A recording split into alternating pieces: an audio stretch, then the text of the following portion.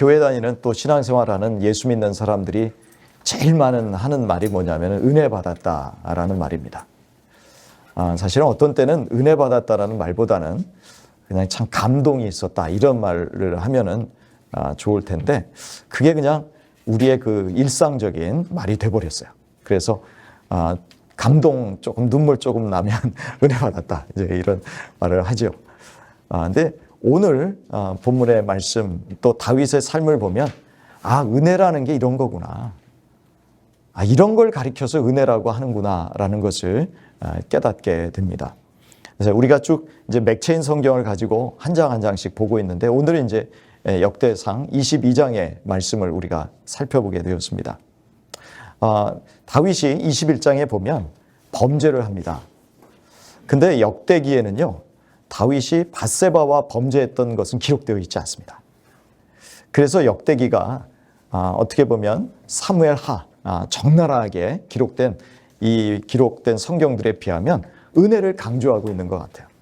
그러니까 다윗이 그렇게 크게 범죄했던 실수는 빼고 다윗이 정복하고 또 이제 성전을 짓는 그런 부분에 강조를 하고 있는데 21장에 다윗이 범죄한 내용이 나옵니다. 근데 왜 21장에 그 범죄한 내용을 기록했냐 하면 밧세바 사건은 빼고 왜 이 인구조사하는 그 내용을 기록했냐 하면 그 다음에 성전 건축하는 것하고 연결하기 위해서 기록한 겁니다. 21장에 보시면 다윗이 인구조사를 해요. 그런데 그것이 하나님 앞에서는 굉장히 악한 일이었다라고 기록되어 있습니다.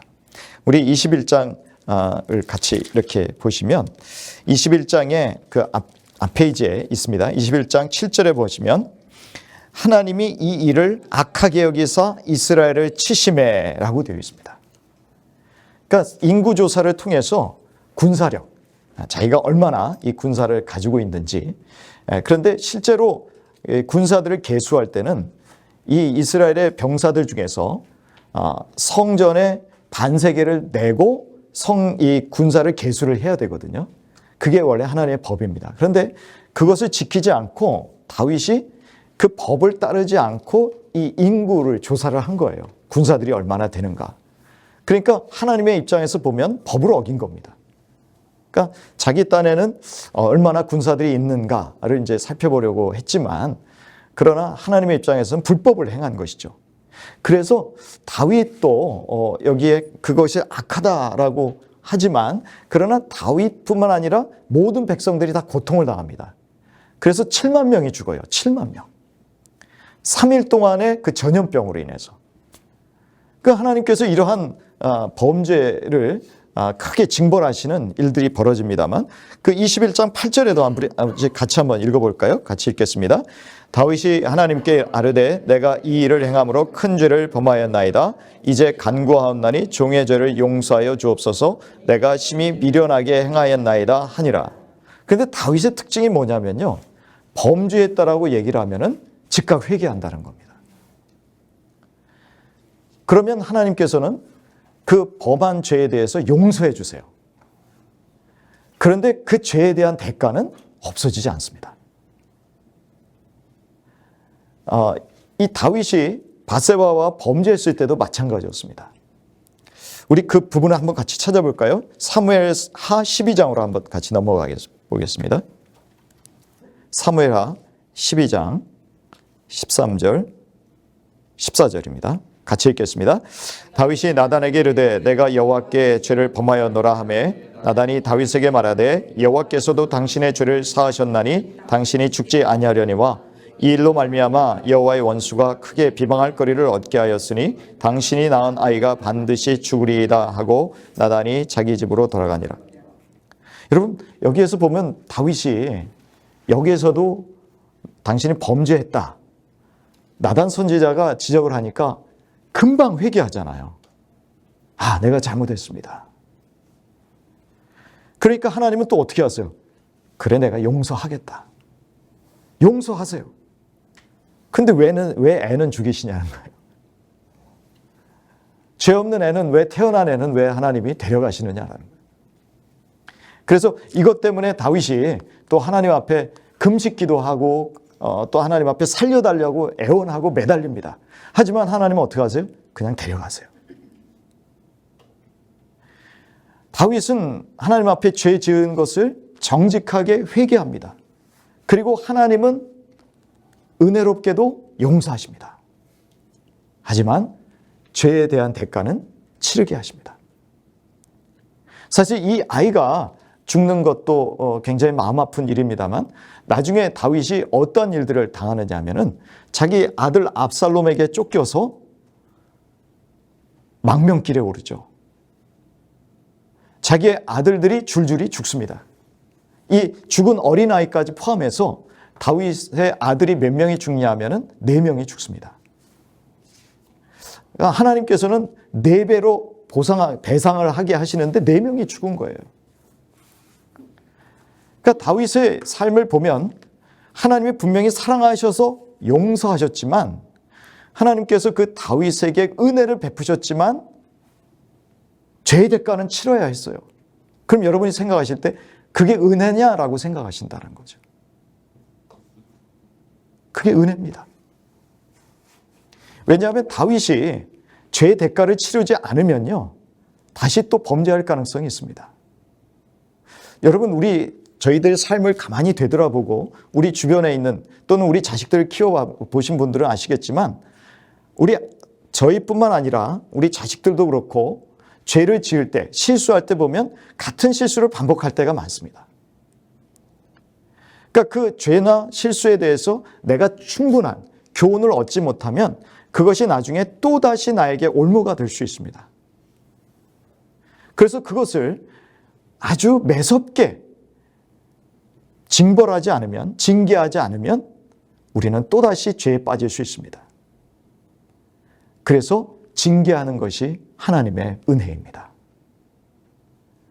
우리로 하여금 따끔하게, 매섭게 야단맞는 것이 은혜입니다. 저희도 자녀를 키울 때에 거짓말한다 그러면 그건 가만히 놔둘 수 없습니다. 왜냐하면 거짓말하는 걸 갖다가 그냥 내버려 두면 나중에 커서 뭐가 될지 몰라요. 그러니까 어릴 때부터 만약에 그러한 일을 혹시라도 그냥 변명하기 위해서 했더라도 거짓말하는 것에 대해서는 아주 매섭게 야단을 쳐야 됩니다. 또 다른 우리 아이가 만약에 누구 거를 슬쩍 훔쳐왔다. 그것도 가만 내버려 두면 안 되는 거죠. 그러니까 그 아이를 사랑한다면 내가 그 아이에 대해서 은혜를 베푼다면 징계를 해야 됩니다. 하나님의 은혜는 용서를 통해서 나타났고 징계를 통해서 매서운 하나님의 징벌로서 나타났었다라는 이야기입니다.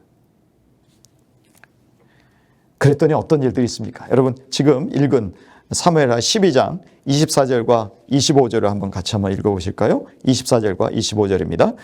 다윗이 그의 아내 밧세바를 위로하고 그에게 들어가 그와 동침하였더니 그가 아들을 낳음에 그의 이름을 솔로몬이라 하니라.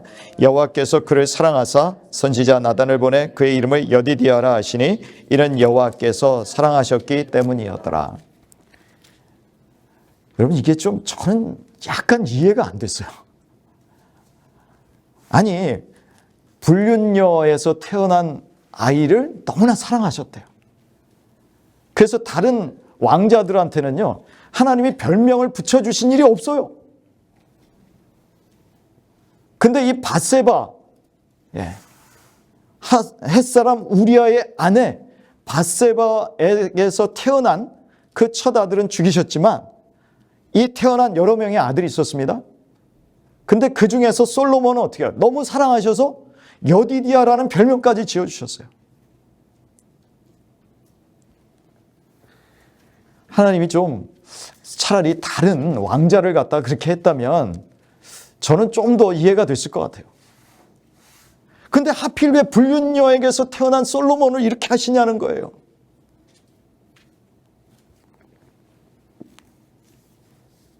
저는 그게 하나님의 은혜라고 봅니다. 내가 너를 완전히 용서했다. 너의 둘의 관계를 이제는 죄 지은 모습에서 완전히 나는 잊어버렸다라는 거예요. 그래서 햇사람 우리아의 아내가 아니에요. 이제는 다윗의 아내가 된 거예요. 옛날 일은 내가 다 잊어버렸다라는 거예요.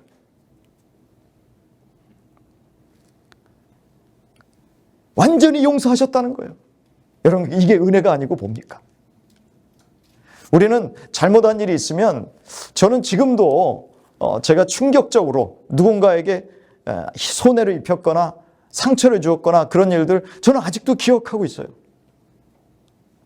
이걸 잊어버리려고 해도 잊어버리지가 않아요. 어느 날은 밤에 잠을 자고 있는데 아니 다 잊어버렸다고 생각했는데 갑자기 그게 막 머릿속에 생각이 나는 거예요. 그럼 갑자기 자다가 벌떡 일어나요. 내가 그때 왜 그랬지?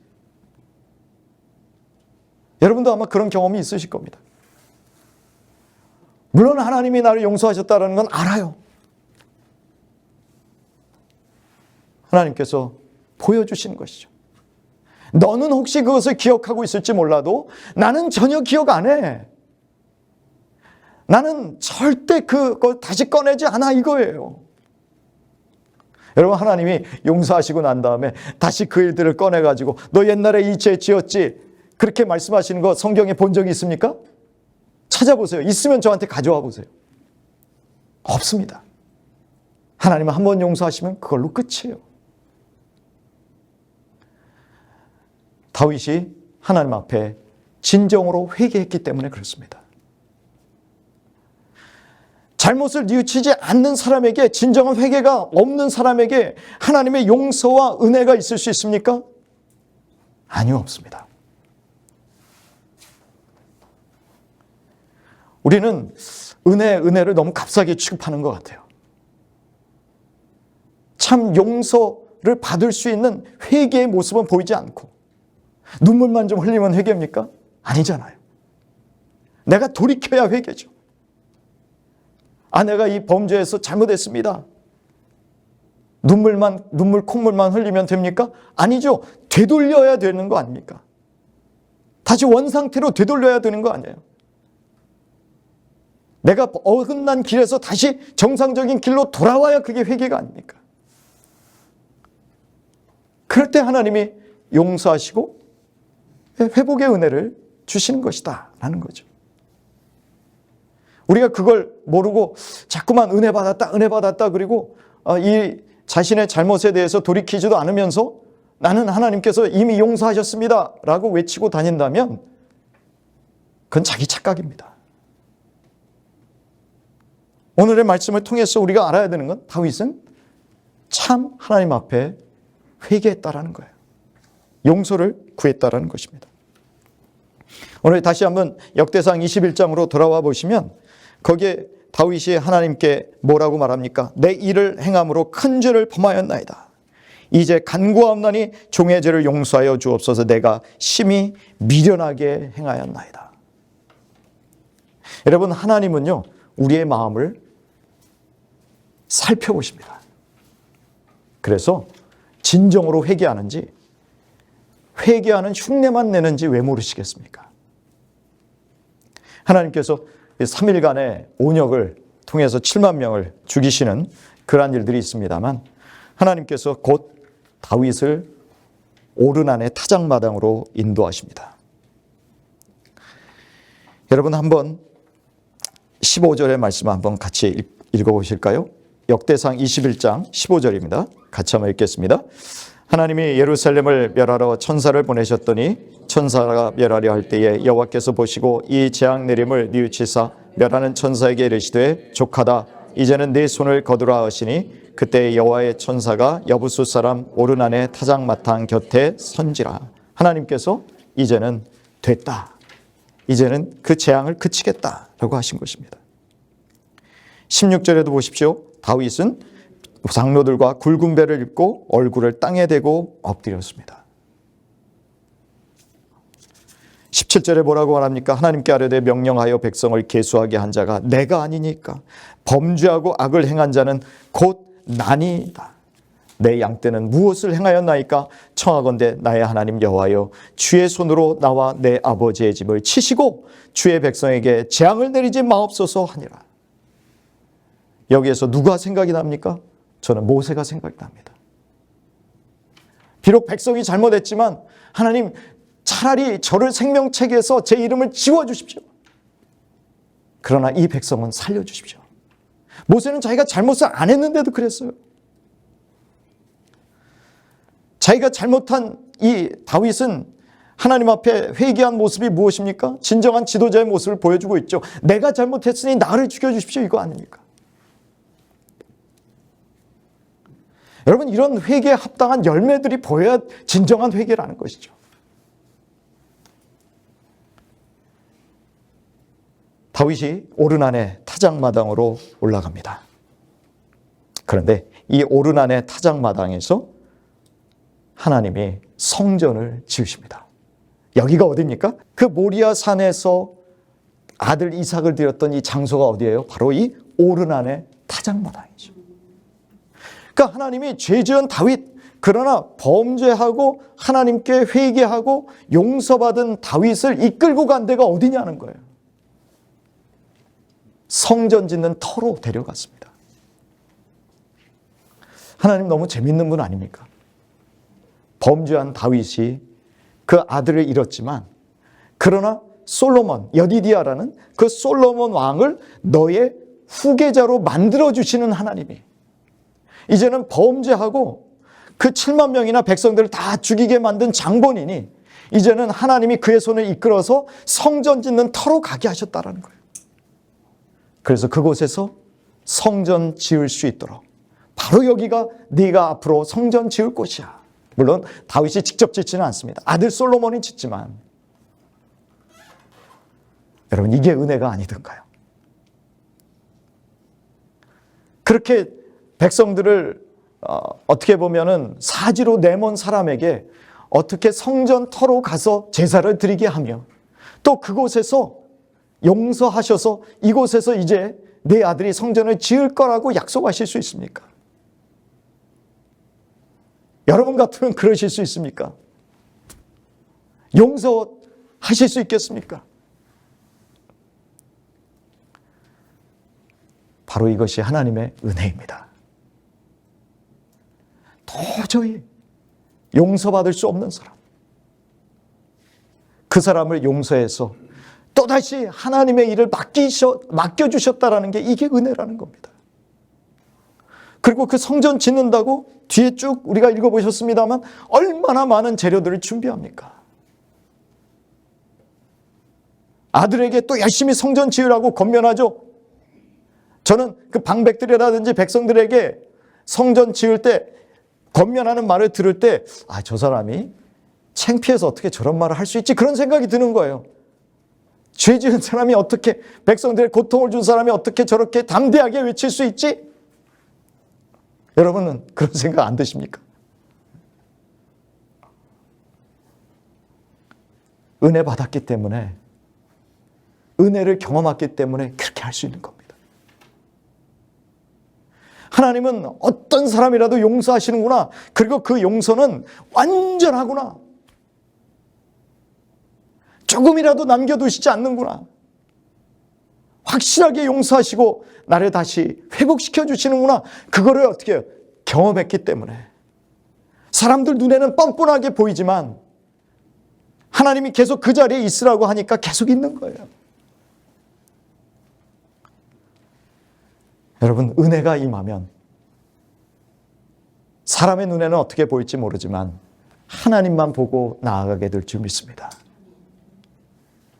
그래요, 하나님. 제가 사람들 눈에는 아직도 쳐 죽일 놈이고, 사람들 눈에는 아직도 제가 부족한 사람이고 범죄한 사람이지만, 그러나 하나님이 나를 용서해 주셨다는 이 은혜를 체험했기에 저는 담대히 나아갑니다. 저는 아직도 이런 생각을 하는 거 보니까 저는 은혜를 그렇게 체험한 사람 같지가 않습니다. 진짜 은혜를 체험했다면 사람이 보이지 않습니다. 사람의 평가에 연연해하지 않습니다. 그저 하나님이 맡기신 그 일에 무슨 사람들의 어떠한 또 방해에도 불구하고 그냥 앞으로 나아간다는 것이죠. 그런 면에서 여러분, 은혜를 체험하셨습니까? 은혜를 체험하시기를 바랍니다. 하나님의 은혜가 임할 때 다윗은 열심히 하나님의 사명에 집중하게 됩니다. 여러분이 보실 때 다윗이 성전을 직접 짓지 못하잖아요. 그냥 준비만 해줍니다. 그런데 여기에 다윗이 피를 많이 흘렸다라는 말씀이 나와요. 8절에 보실까요? 우리 8절의 말씀을 같이 또 한번 읽겠습니다. 여호와의 말씀이 내게 임하여 이르시되 너는 크게 전쟁하였느니라. 네가 내 앞에서 땅에 피를 많이 흘렸은즉 내 이름을 위하여 성전을 건축하지 못하리라. 그래요, 주님. 제가 그렇게 범죄한 인간인데 준비만 하게 해주시는 것도 감사하죠. 이런 마음이었을까요? 또 성전 못 지어. 피를 많이 흘렸으니까. 피를 많이 흘렸다는 건 범죄를 많이 했다는 말이 절대 아닙니다. 왜냐하면 다윗은요, 자기 사명에 충실했어요. 여호수아 때부터 시작된 가나안 정복 전쟁이 누구에서 완성되느냐 하면 다윗에게서 완성되는 거예요. 그렇다면 하나님이 창세기에서 아브라함에게 약속하신 그 땅의 경계가 있지 않습니까? 그 땅의 경계를 다 차지해야 되는데 다 차지 못했는데 그걸 누가 완성하느냐 하면 다윗이 완성하는 거예요. 그럼 어쩔 수 없이 피를 흘려야 되죠. 전쟁터에 나가서 싸워야 되죠. 그런데 하나님은 그것을 잘못이라고 말하고 있는 게 아닙니다. 전쟁터에 나가면 어쩔 수 없이 피를 흘리며 싸우지만 그러나 하나님은 어떤 분이시냐면 생명이세요. 죽음이라는 걸 모르시는 분입니다. 영원히 사시는 분입니다. 생명이신 하나님에게 있어서 피 흘리고 죽는다라는 것은 하나님의 본성에 어긋나는 거예요. 그래서 하나님은 중요한 성전을 지을 때 평화의 사람인 솔로몬, 샬롬이라는 우리 평화의 뜻이 있죠. 그 솔로몬, 평화의 사람인 솔로몬으로 하여금 성전을 짓게 만드신 것뿐이지 다윗이 잘못했다라고 말씀하고 있지 않습니다. 다윗은 은혜 받았기 때문에 비록 성전은 못 짓지만 끝까지 자기의 일에 충실해요. 쳐들어오는 이방인들과 대적하고 전쟁을 벌이고 영역을 확대하는 그 일에 충실하게 삽니다. 불평하지 않습니다. 나에게는 왜 여기까지입니까? 라고 말하지 않습니다. 이걸 맡겨주신 것만 해도 감사한 거죠. 그게 은혜 받은 자의 모습입니다. 저와 여러분에게 어떤 일들이 맡겨졌는지 모르지만 은혜 받았다면 비교하지 않습니다. 왜 저 사람은 저 일을 하는데 왜 나는 이 일을 합니까? 하나님 저 사람은 저렇게 쓰시는데 왜 나는 요 모양 요 꼴입니까? 라고 말하지 않습니다. 은혜 받은 사람은 맡겨주신 일에 그저 충성할 뿐입니다. 왜 그래요? 이것만 해도 감사하니까. 하나님이 나를 쓰시는 것만 해도 감사하기 때문에 그렇습니다. 그래서 다윗은요, 엄청나게 준비합니다. 여기에 준비하는 자기가 나가서 그 전리품으로 가져온 모든 금은들, 놋 다 뭐예요? 하나님께 다 바치는 거예요. 그래서 성전 건축할 수 있도록 미리미리 준비하고 있다라는 것이죠. 다윗이 19절에 이런 말을 합니다. 우리 19절의 말씀 우리 같이 한번 읽어볼까요? 이제 너희는 마음과 뜻을 바쳐서 너희 하나님 여호와를 구하라. 그리고 일어나서 여호와 하나님의 성전을 건축하고 하나님의 성전의 기물을 가져다가 여호와의 이름을 위하여 건축한 성전에 드리게 하라 하였더라. 하나님의 영광을 위해서 이 모든 일들을 감당하도록 또 백성들을 격려하는 모습을 볼 수가 있습니다. 저와 여러분에게 있어서 성전을 건축한다는 것은 무엇일까요? 여러분, 그 교회들마다 조금 큰 교회가 되면 우리 이제 성전 건축합시다 그래요. 그 대단히 잘못된 말입니다. 우리 몇 명 보지도 않는 제 설교입니다만 혹시라도 누군가 보고 성전 짓는다는 것에 대해서 저한테 시비 걸 사람이 있을지 모릅니다만 그러나 여러분, 성전은 예수님께서 보이는 성전은 이미 다 없애셨습니다. 예수님이 뭐라고 그랬어요? 내가 성전을 헐라 사흘 만에 지으리라 그러셨어요. AD 70년에 이스라엘에 있었던 성전은 완전히 무너졌습니다. 여러분, 성전은요 더 이상 지어지지 않았습니다만 지금 이스라엘 사람들이 성전을 짓는다고, 제3성전을 짓는다고 막 열심히 노력하는 것 같아요. 그런데 그 성전이 지어진들 아무 의미가 없습니다. 보이는 건물은 이제 아무 의미가 없어요. 예수님께서 보이지 않는 성전을 이제는 완성하고 계시기 때문입니다.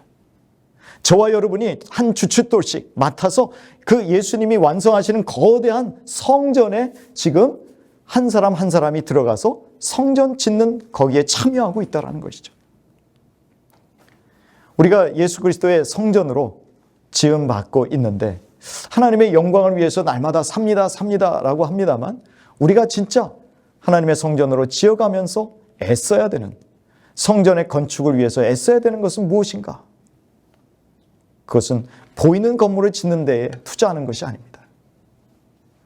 우리 조 목사님이 개척해 나가는 우리 교회들에 항상 강조하시는 게 뭐냐면은 건물 없는 교회예요.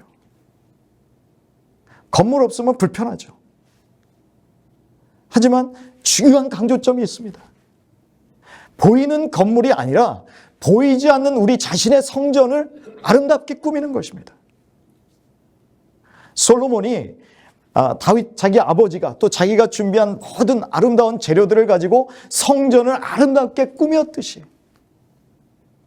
지었듯이 저와 여러분이 우리의 보이지 않는 성전, 보이지 않는 건물이 아닌 저와 한 사람 한 사람이 성령의 전이지 않습니까? 또 우리 모인 사람들이 성전의 전이지 않습니까? 이 성전을 무엇으로 아름답게 가꾸겠느냐? 무엇으로?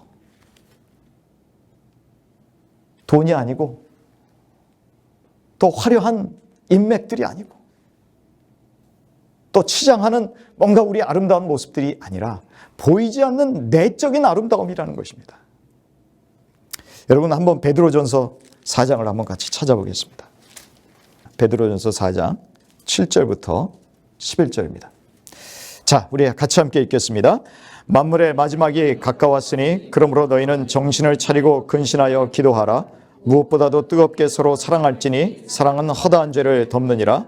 서로 대접하기를 원망 없이 하고 각각 은사를 받은 대로 하나님의 여러 가지 은혜를 맡은 선한 청지기까지 서로 봉사하라. 만일 누가 말하려면 하나님의 말씀을 하는 것 같이 하고 누가 봉사하려면 하나님이 공급하시는 힘으로 하는 것 같이 하라. 이는 범사의 예수 그리스도로 말미암아 하나님이 영광을 받으시게 하려 함이니 그에게 영광과 권능이 세세에 무궁하도록 있느니라. 아멘.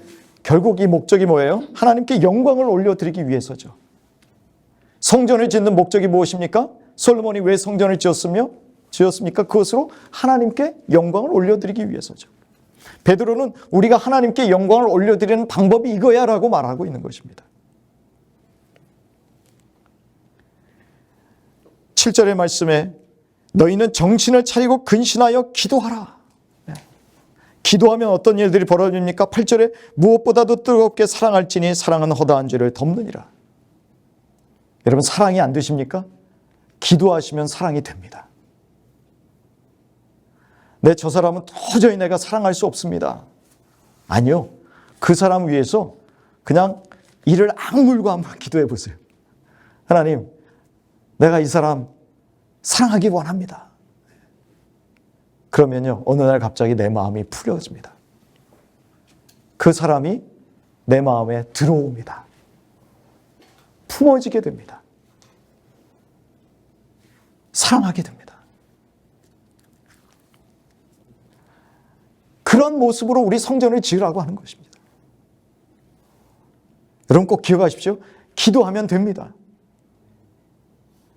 그러니까 내가 마음속에 기도하기 싫으니까 안 하는 거예요. 근데 그 싫은 마음을 극복하고 기도하기 시작하면 하나님이 내 속에서 내 마음을 움직이기 시작합니다. 역사하시기 시작합니다. 내 마음이 부드러워지기 시작합니다. 용서하기 시작합니다. 품기 시작합니다. 9절에 뭐라고 되어 있습니까? 서로 대접하기를 원망 없이 하고. 대접하는 거예요. 대접만 받는 게 아니라 대접하는 거예요. 그런데 불평하면서 하는 게 아니라 왜 맨날 나만 대접해? 왜 나만 맨날 오픈해야 되는 거야?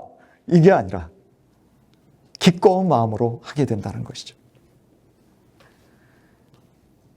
10절에 뭐라고 되어 있습니까? 은사대로 서로 봉사하라. 섬기는 겁니다. 우리가 봉사할 때에 진짜 하나님이 말씀하시는 것 같이 하고 공급하시는 힘으로 하는 것 같이, 하나님이 주시는 힘으로 했습니다. 그래서 내가 내 자랑을 안 하는 거예요. 아, 내가 이렇게 섬긴 거는요, 하나님이 나에게 힘을 주셨기 때문에 했습니다. 하나님께 그 공을 돌리는 거예요. 여러분, 이것이 바로 우리가 성전된 모습이고 성전으로서 하나님께 영광을 돌리는 모습입니다. 제가 요즘에 우리 BTX가 이렇게 신명기를 지금 하고 있거든요. 근데 신명기는 좀 쉽지는 않은 것 같아요. 그래서 저도 요즘 헤맵니다. 그러나 신명기를 쭉 제가 읽고 또 정리하고 하면서 깨닫는 게 뭐냐면은, 결국은 사랑이구나. 하나님은 당신을 사랑하고 당신을 사랑하는 것의 그 구체적인 표현이 뭐냐면은 우상 숭배하지 않는 거죠. 왜냐하면 이 세상에는 하나님 한 분밖에 없으니까. 근데 왜 엉뚱한 데 가서 우상 숭배해? 하나님 너무나 안타까우신 거예요. 그러지 마. 헛된 것에 가서 목매지 마. 그리고 또 뭡니까? 이웃과 함께 해라라는 겁니다. 특별히 어떤 때요? 절기 때. 우리가 추수감사절, 부활절, 그 다음에 성탄절, 우리 개신교에서 지키는 가장 중요한 절기는 바로 그런 거 아닙니까? 성탄절 곧 다가오죠. 그 다음에 꼭 부활절 오죠. 그 다음에 11월에 또 추수감사로 오죠. 이스라엘에게는 어떤 절기가 있습니까? 6월절이 있잖아요. 초막절이 있잖아요. 77절이 있잖아요. 여러분, 그런데 이 모든 절기들에서 하나님이 이스라엘 백성에게 가르쳐 주시는 게 뭐냐면은 결코 이웃을, 어려운 이웃을 외면하지 마, 이 얘기입니다. 하나님을 사랑한다고 하면서 이웃들에게서 눈을 돌리지 마. 그래서 여러분, 우리가 절기를 지키려고 할 때는요, 절기 때는 그 어떤 때보다도 사실은 주변의 이웃들을 돌아봐야 합니다. 그것이 성경의 원리예요. 절기들은 풍성한 때죠. 그런데 그것을 나만 누리려고 하지 말고, 내 가족들만 누리려고 하지 말고, 사랑하는 형제 자매들과 함께 나눠라. 사랑해라. 베풀어라. 성경은 처음부터 끝까지 사랑이더라고요. 이스라엘 백성들에게, 가나안 땅에 들어가고자 하는 백성들에게도 결국은 사랑이야. 오늘 신약 시대를 살아가는 저희들에게도 뭐예요? 결국은 사랑이야. 여러분, 이 사랑으로 하나님께서 우리에게 지으라고 하신 아름다운 성전을 계속해서 주님의 나라에 갈 때까지, 완전한 하나님의 나라의 성전이 이루어질 때까지 지어가시는 저와 여러분 되시기를 주님의 이름으로 축원합니다.